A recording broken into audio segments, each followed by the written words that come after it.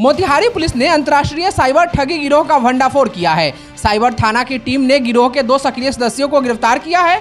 Police ने इनके पास से 10,30,000 रुपए नगद, 1 राइफल, 1 पिस्टल, नोट गिनने की मशीन, कई एटीएम कार्ड, पासबुक समेत कई दस्तावेज जब्त किए हैं। साइबर डीएसपी अभिनव पराशर ने बताया कि इस गिरोह के सरगना के खिलाफ पहले से कांड संख्या 92/25 दर्ज है। हाल ही में गिरोह के अहम सदस्य सुरेश प्रसाद को गिरफ्तार भी किया गया था। उसी की निशानदेही पर पंकज पांडे और जावेद को दबोच लिया गया है। गिरोह का तीसरा सदस्य अविनेश अभी फरार बताया जा रहा है। पुलिस जांच में सामने आया है कि सभी आरोपी क्रिप्टो करेंसी USDT के जरिए लेन देन करते थे। ये अपने अपने दुकान से ही डार्क वेब के माध्यम से ठगी की घटनाओं को अंजाम देते थे। इनके पास से पासबुक, एटीएम कार्ड, चेकबुक और पैन कार्ड भी बरामद किए गए हैं। इस मामले में चौंकाने वाला मोड़ तब आया जब जांच के दौरान SSB की 47वीं बटालियन में तैनात हवलदार पंकज पांडे का नाम सामने आया। पुलिस ने पंकज के घर से 1 राइफल, पिस्टल और भारी मात्रा में कारतूस बरामद किए हैं। वह आरोपी दयाशंकर पांडे के साथ मिलकर USDT की खरीद बिक्री में शामिल था।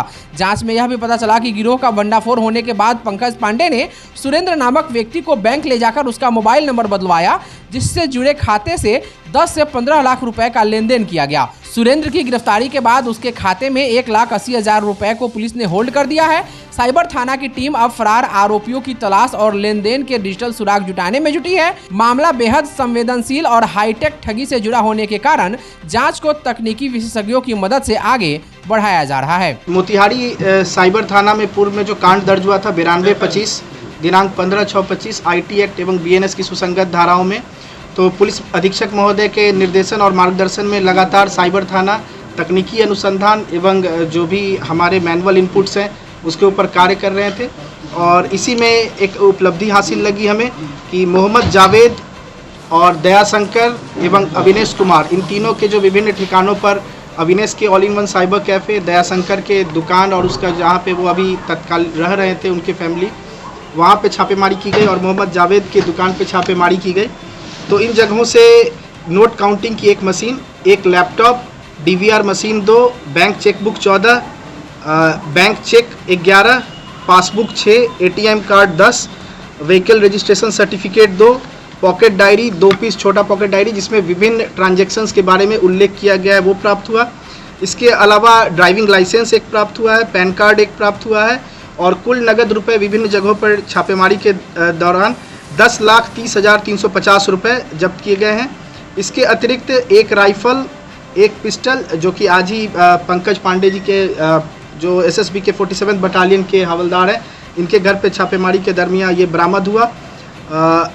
1 पिस्टल, 1 राइफल बरामद हुआ है। कारतूस पिस्टल का 16, राइफल का 5 पीस और मैगज़ीन पिस्टल का 2 और राइफल का 1 मैगज़ीन, 3 मोबाइल, 3 CPU मशीन ये बरामद हुए हैं।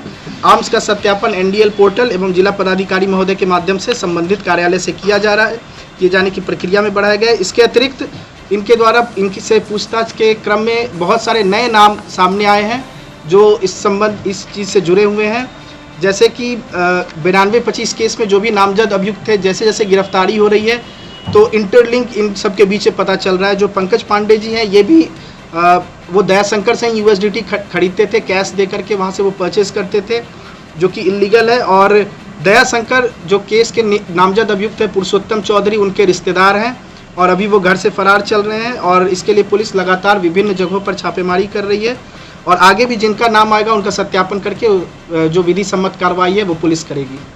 SSB जवान का कब जी, इस संबंध में पूर्व में भी एक व्यक्ति की गिरफ्तारी हुई थी सुरेंद्र प्रसाद की। उन्होंने उनके बयान में एवं जो हमारा अनुसंधान था बैंक से स्टेटमेंट प्राप्त करना एवं जो डॉक्यूमेंट्स प्राप्त हुए थे उससे ये स्पष्ट हो गया था कि सुरेंद्र प्रसाद का जो पंकज एंटरप्राइजेस था उसमें मोबाइल नंबर जो अंत होता है 8055, जिसको अब इस गिरोह का एक कोड नेम बोला जा सकता है बॉस, उससे अंत होता था, उस नाम को सुरेंद्र प्रसाद के अकाउंट में जुड़वाया गया था पंकज पांडे के द्वारा ही बैंक में जा करके। और जब ये छापेमारी हो रही थी तो ब्रांच मैनेजर से संपर्क करके इस नंबर को बदलने के लिए कहा गया था एवं सुरेंद्र प्रसाद को अगले ही दिन ब्रांच भिजवा करके SBI का ब्रांच भिजवा करके वो नंबर चेंज करवाया गया था।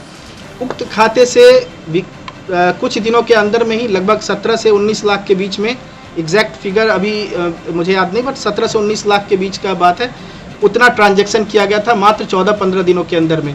और और उसमें 1,80,000 रुपये अभी भी होल्ड है, जो हम लोग के द्वारा ये करवाया गया बैंक में वो होल्ड है। और आगे अनुसंधान किया जा रहा है कि और ऐसे कितने खाते हैं जिस पे इस प्रकार के ट्रांजैक्शन कराए गए हैं।